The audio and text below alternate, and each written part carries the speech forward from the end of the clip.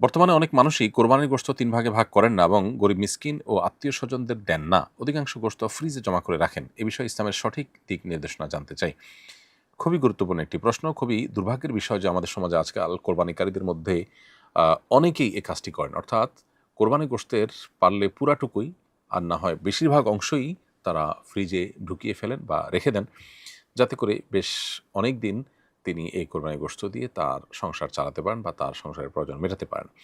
কোরবানি নামই যার কোরবানি, নামই যার ত্যাগ এবং স্যাক্রিফাইস, সেখানে আসলে গোশত স্তূপ করে নিজের ফ্রিজে রেখে দেওয়া বা বেশিরভাগ গোশত নিজে রেখে দেওয়া, নামকাওস্তে কিছু গরিবকে দেওয়া বা গরিবকে বিলকুল না দেওয়া, এটা কোরবানির যে মৌলিক উদ্দেশ্য আছে তার সাথে সঙ্গতিপূর্ণ নয়। এইজন্য বদভ্যাস ত্যাগ করা উচিত। কোরবানির ফজিলত এবং মাহাত্ম্য পেতে হলে শরিয়া আমাদেরকে যেভাবে নির্দেশনা দিয়েছে সেভাবে আমাদের আমল করা উচিত। আল্লাহ সুবহানাহু ওয়া তাআলা বলেছেন, ফাকুলু মিনহা ওয়াত'ইমুল কানি'a ওয়াল মু'তাররা। আল্লাহ বলেছেন, ফাকুলু মিনহা ওয়াত'ইমুল বাঈস আল ফাকির। অতএব কোরবানির গোশত এটি আল্লাহর নির্দেশনা অনুযায়ী নিজে খাবো এবং পাড়া প্রতিবেশী আত্মীয়স্বজনকে দিব এবং গরিব দুঃখীকে দিব। অতএব ৩ ভাগে ভাগ করাটা ফরজ কিংবা ওয়াজিব না হলেও এটা মুস্তাহাব এবং উত্তম।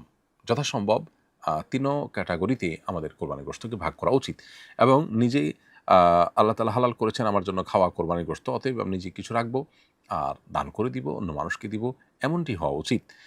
সবগুলো বা বেশিরভাগ গোশত রেখে দেওয়া এটা খুবই অনুত্তম এবং অনুচিত একটা কাজ। কোরবানির ফজিলত এবং মাহাত্ম্য এর ফলে কমে যেতে পারে।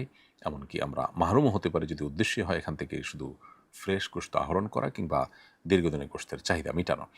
অতএব এই জায়গাটাতে আমাদের বড় ধরনের সংশোধনী আনা দরকার এবং কৃপণতা ছেড়ে মানুষকে দান করার ব্যাপারে আমাদের আরও বেশি আ উন্মুক্ত হস্ত হওয়া উচিত এবং আরও বেশি সচেষ্ট হওয়া উচিত। যদিও ৩ ভাগে ভাগ করা ফরজ নয়, কোরবানি আদায় হয়ে যাবে।